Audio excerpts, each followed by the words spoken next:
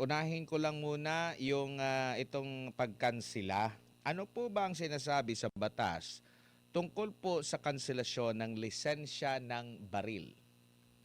Ang yung tinatawag na yung lisensya kasi ng barrel, ownership or yung pag-possess ng isang barrel, it is not a right. It is a privilege.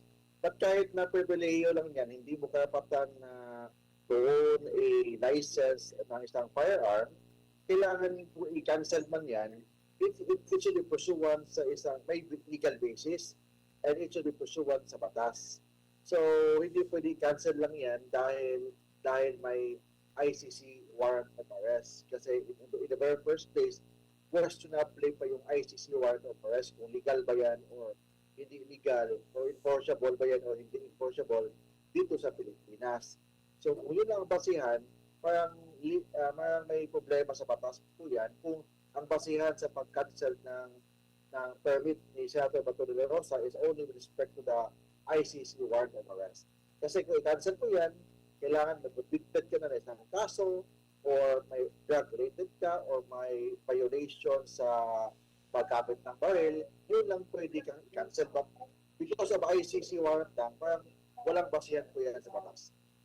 Opo, at sinasabi nga dito sa batas na nagre-regulate po sa pagdadala ng armas, itong RA 10591. So Section 39 po, mababasa rito yung grounds para sa revocation at cancellation. Hindi kasama doon ang possession of issuance ng ICC warrant of arrest. Opo, no?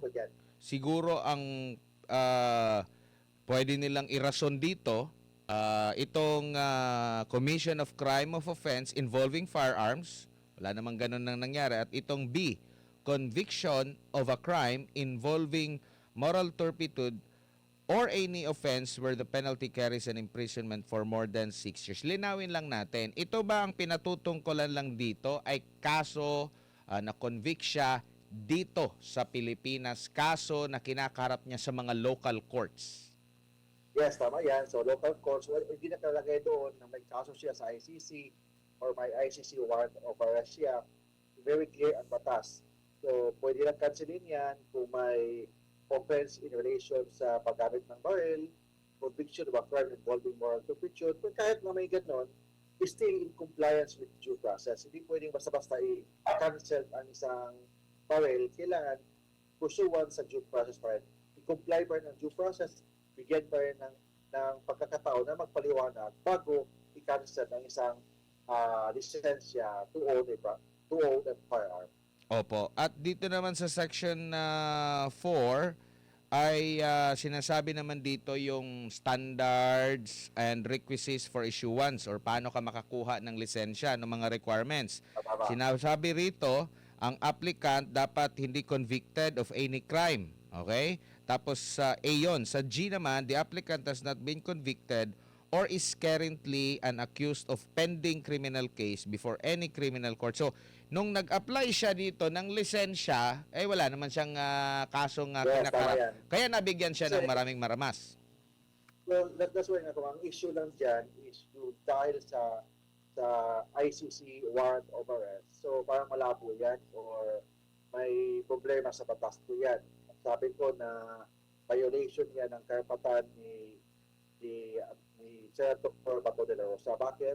Kasi ang ICC warrant of arrest, questionable pa yan sa Pilipinas. In fact, may pending pa na petition sa Supreme Court kung enforceable ba yan o hindi sa Pilipinas. Kasi very clear kasi, Edmar, ang judicial power, very clear sa ating sa legal batas, judicial power can only be exercised by one Supreme Court and such lower courts established by law. So, sino bang may karapatan to exercise judicial power? Wala nakalagay doon na kasama ang ICC. Second, ang warrant of arrest can only be issued by the incumbent member of the judiciary. And who is the incumbent member of the judiciary? Meaning, Philippine courts or domestic courts. Hindi kasama ang ICC. Kung may warrant of arrest ng ICC, kailangan dumaan po yan sa tinatawag na domestic court ng Pilipinas. Opo. Dito naman sa balik tayo doon sa sa grounds. Isa rin sa grounds dito para ma-revoke is yung nasa letter J, by virtue of a court order, which is ang nababanggit mga local order lang po, Local Attorney. court lang, Opo. so kahit na may order pa yung ICC na yan, hindi automatic yan na i-implement dito sa Pilipinas. Una, hindi na tayo signatory ng Rome Statute. Pangalawa, kahit na signatory pa rin tayo, kailangan pa rin dumaan yan sa ating domestic court. Bakit? Judicial power can only be exercised by one Supreme Court and such lower courts established by Philippine laws. Hindi kasama doon ang ICC. Dito naman sa nagiging rason ng gobyerno natin ngayon na ang ICC ay court of law sa ilalim ng Doctrine of Incorporation. Ano po masasabi niyo po dito? Yung Doctrine of Incorporation, ibig sabihin doon that the international law shall be part of the principle of the international law shall be part of the law of the Philippines. So, tama naman yan, but still, hindi ibig sabihin na lamang ang international law sa Philippine Constitution. Mayroon pa rin tayong sariling batas, may Philippine sovereignty pa rin tayo, so hindi tayo pwedeng diktahan ng any foreign country or any international tribunal. Kahit may international tribunal, dadaan pa rin yan sa Philippine domestic court.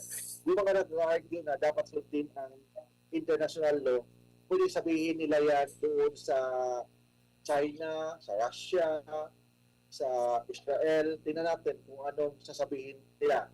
In fact, yung ICC na mga judges may warrant of arrest na sa Russia. Ibig sabihin, sinusunod po nila ang kanilang sovereignty.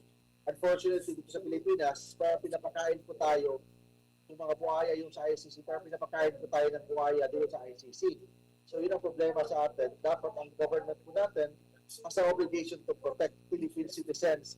Hindi pwede yan na parang ipabigay na lang po tayo kahit sino, kahit na questionable po ang warrant of arrest na yan. Opo. Ang sino man na mali ang implementasyon nitong batas na ito, ano pong posibleng ikakaso sa kanila po, Attorney? Ako yung mga bumali yung batas na, for example, arrestuin si Bato de la Rosa, pwedeng i-demanda sila ng illegal arrest. Kung mahuli yan, tapos parang kidnapping yan, kasi dalhin papuntang ibang bansa. So, possible kidnapping ang kasong kaharapin nila. Bakit? Kasi nga, wala silang basis na arrestuin si Bato de la Rosa. Wala namang warrant of arrest. Wala namang galing sa Philippine courts. So, anong pasihan nila? Yung ICC court. Kahit ICC court yan, kailangan pa rin dumaan yan sa local courts. Opo. In fact, yung mga extradition na request ng ibang bansa, dadaan pa yan sa ating domestic court. Yun din sa ICC. Kahit may ICC warrant yan, dadaan pa rin yan sa ating domestic courts. Pero dito po sa usapin ng revocation ng baril, kung mali po yung kanilang implementation nito, anong possible kaso po? Actually, abuse of authority yan. Violation yan ng due process ni Bato de la Rosa. Violation yan ng batas about owning a firearm. So, posible sila madimanda ng abuse of authority or yung tinatawag na posible dahil inabuso nilang authority na pwedeng graft and corruption din. Opo, dito naman tayo sa bago lang si partner MJ implementation po ng arrest warrant doon sa pagsalakay. Meron na sila mga sinalakay. Hindi ko lang marami ba or may isang confirm doon sa Pampanga at sinasabi naman doon na wala daw naipakitang dokumento. Yun pang isa pa nga parang humingi yata ng search warrant. Hindi na raw kailangan kasi meron na daw arrest warrant. Paki-explain nga po. Una, ano itong warrant of arrest tsaka yung kinakailangang search warrant? Pwede bang wala ka ng search warrant at hahalughugin mo na yung isang area kung ano-ano po, Attorney? Iba yung warrant of arrest, iba yung search warrant. Ang warrant of arrest, ang kukunin yung tao. Ang search warrant, ang kukunin yung bagay. Bagay na maging ebidensya. Yun yung tinatawag na search warrant. So, hindi pwede na halungkatin nila ang bahay ng isang tao na wala namang search warrant. First, dapat kung mag-aresto sila, dapat may probable cause sila na nandyan talaga. Hindi pwede based lang sa chismis, pwede may basihan sila. Otherwise, there will be violation of right to privacy ng isang tao. And pangalawa, ang basihan nila sa pag-aresto, hindi naman legally valid po yan insofar as Philippine law is concerned. Sabi ko nga, ang warrant of arrest can only be issued by the incumbent member of the Philippine Judiciary. Nakalagay po yan sa ating saligang batas. Philippine Judiciary, meaning Philippine courts. One Supreme Court and such lower courts established by law. Nakalagay po sa ating saligang batas na judicial power can only be exercised by domestic courts. Hindi ang ICC mag-exercise ng judicial power dito sa Pilipinas. Kung gusto na mag-exercise, dadaan pa rin yan sa ating domestic courts. So yung pag-aresto, paghalungkat, pupunta sa mga bahay nila na walang tamang search warrant, walang tamang warrant of arrest, pwede silang madimanda ng trespassing or any possible crimes. Opo, Attorney Mark, si MJ po ito. Pag-usapan po natin yung kontrobersyal na pag-walkout po ng Senate minority sa kanila pong sesyon kahapon. Yung mga argumento kasi, Kuya Mark, sa pag-amend daw ng rules, kung papayagan ba ang isang incumbent senator na mag-attend sa Senate activities, lalo na sa plenary at sa mga committee hearings via teleconferencing. Anong masasabi mo doon, Kuya Mark, batay sa batas? Walang nakalagay sa batas na kailangan personal talaga pupunta sa mga meetings. In fact, when I was in the government or even now, sa government tayo, uso na po ang online meetings. Uso na po ang online sessions. So, mga konsyal na mga kilala ko, nagsisession sila, mga board member na kilala ko, nagsisession sila through Zoom. Yun din, in fact, yun din ang request nila when Senator De Lima was the senator, nakakulong siya sa Krame, ni-request po yan ng mga senador na ngayon nag-oppose na. So, saan yung kanilang integrity, saan yung tinatawag nila na prinsipyo na noong panahon ni De Lima nakakulong, gusto nila na may Zoom. Ngayon na si Bato de la Rosa ay pinaghanap na hindi pa sigurado kung valid pa yung warrant of arrest, ayaw nila ng Zoom. So, yung Zoom or modern technology natin, hindi yan pinagbawal ng ating saligang batas. In fact, in-encourage po ng ating saligang batas na lahat po ng mga elected congressman, senators should participate in the session. Kasi trabaho po nila yan. Otherwise, kung i-deprive po nila yung isang tao na isang congressman o senator na mag-participate, it may violate yung right of representation ng mga taong bayan na naghalal sa kanila. Opo, actually, wala pa sila doon sa stage na yun, Attorney Mark, dahil ang pinag-uusapan pa lang nila is yung yung probability na ito'y baguhin agad sa plenary. Kasi yung kinikusyon kahapon ni former Senate President na Minority Leader Tito Soto, paano raw naibalik sa plenary yung motion ni Senator Marcoleta gayong wala pa raw nabubuo na mga miyembro ng Committee on Rules. Kasi ang tradisyon daw sa Senado, dapat dumaan muna sa hearing, dumaan muna sa Committee on Rules, gumawa ng committee report, bago raw po matalakay sa plenary. Sabi naman ni Attorney Alan Peter Cayetano, mas supreme daw, Attorney Mark, yung motion, plenary is supreme, na doon baguhin po yung mga rules dyan po sa Senate. The rules of the Senate can be suspended at any time, depende sa mga senador. Gusto nilang na mag-approve ng isang panukalang batas o baguhin ng rules, kung plenary, kung sila lahat pag-approve or sila lahat nandun sa Senado, then may quorum naman sila, pwede naman yan na hindi na dumaan sa committee. So, possible yan basta approved by the plenary. Opo. Hindi naman bawal po yan. Opo, at saka tingin niyo po ba, Kuya Mark, dapat pa itong idulog sa Supreme Court? Rules lang ito ng Senado. Yung Supreme Court, pwede lang dumulog doon pag may paglabag na o may grave abuse of discretion. Wala pa namang nalabag, wala pa namang na-approve. Didiscuss pa lang naman nila. So, kahit na i-discuss nila yan, basta approved by the majority ng Senado, yung Supreme Court, sa hindi na makikialam yan sa internal rules ng Senado. Kasi may tinatawag na separation of power, so hindi makikialam ang Supreme Court except pag may abuse of discretion amounting to lack or excess of jurisdiction. Opo, kasi parang yun yung next nila na hakbang. Sabi ni Tito Sen, pag di daw sila nagkasundo, abay, yun na ang kanilang susunod na hakbang. Right naman ni Tito Sen yan na pupunta sa Supreme Court. Right na yan na nag-club. Pero kailangan i-prove niya na may grave abuse of discretion amounting to lack or excess of jurisdiction on the part of the majority ng mga senador. Pero baka sasabihin ng Supreme Court lang dyan na attorney, kayo yung gumagawa ng rules eh.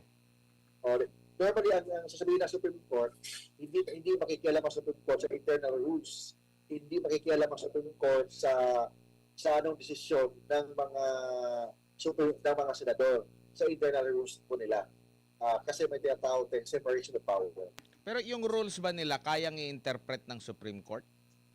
Pwedeng i-interpret niya sa Supreme Court pag vague, kung malabo. Pero kung malinaw naman, hindi na makikialam ang Supreme Court.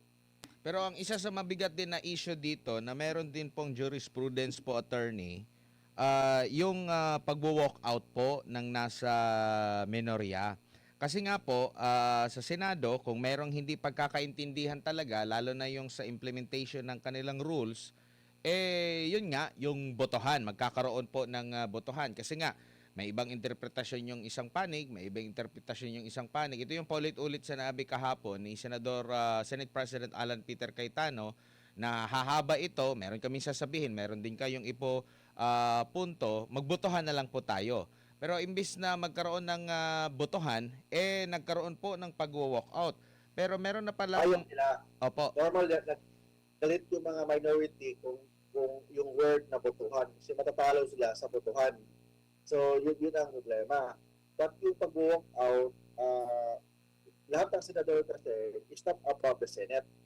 May parliamentary privilege yung mga senador. But it is not a license na manggulo doon.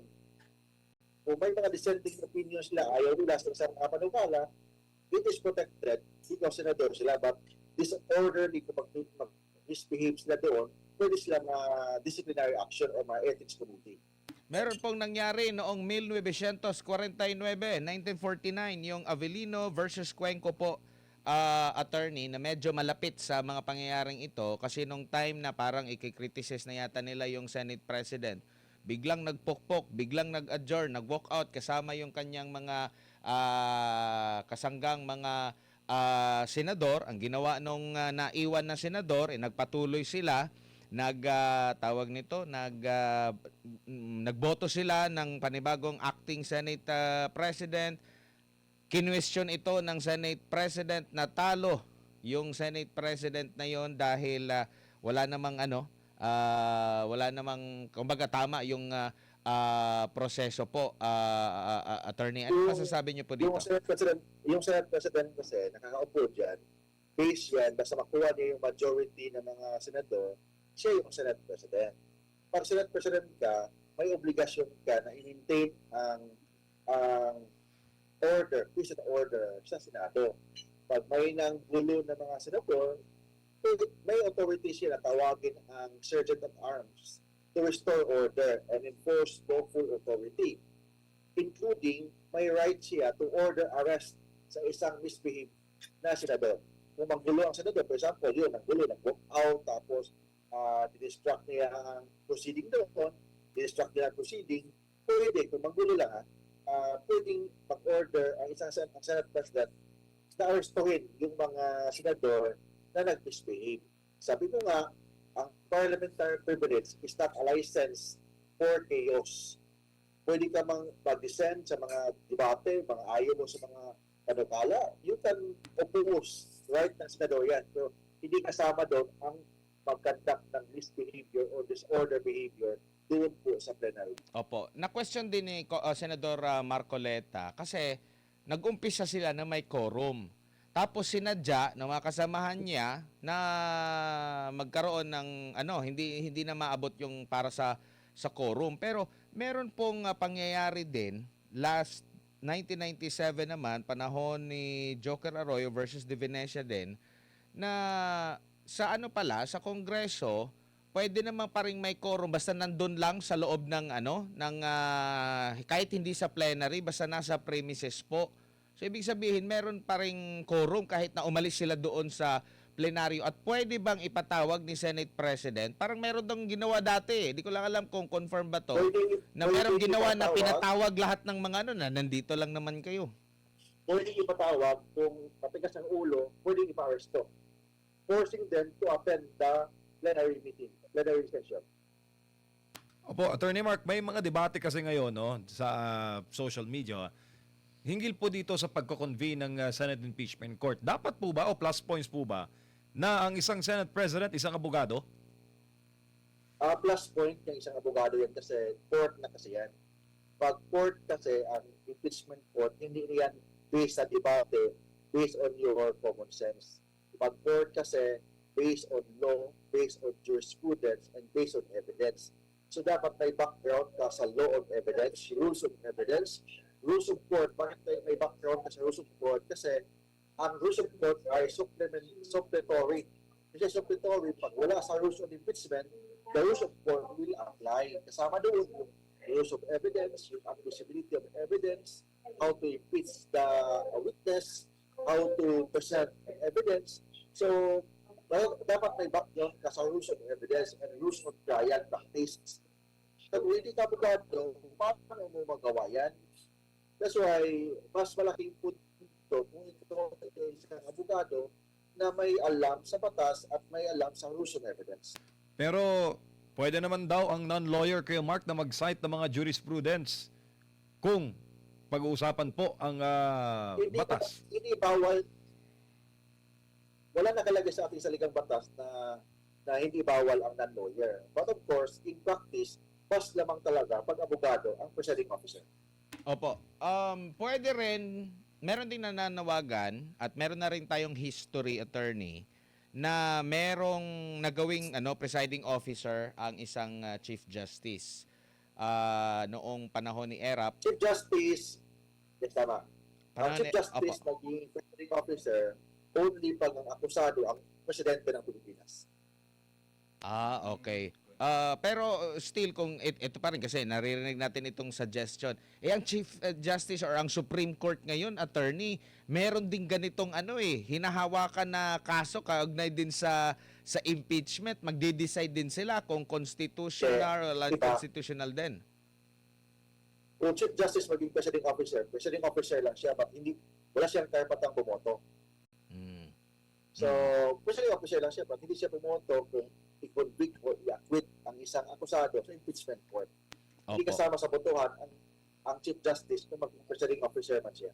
At still, pwede pa rin, attorney, na pwede pa rin, kumbaga, mauulit pa rin yung nangyaring senaryo nung unang pagsampa ng impeachment na hindi na itinuloy ng Senado ang trial kay VP Sara if mag-decide na ang Korte Suprema ukol doon sa pag-question ulit. Yes, kung may Supreme Court decision na illegal yung procedure sa impeachment, pwede hindi na matuloy ang impeachment. So, kung walang Supreme Court decision, matuloy talaga impeachment kasi mandatory yan ng mga senador na tuloy ng trabaho nila bilang isang impeachment court.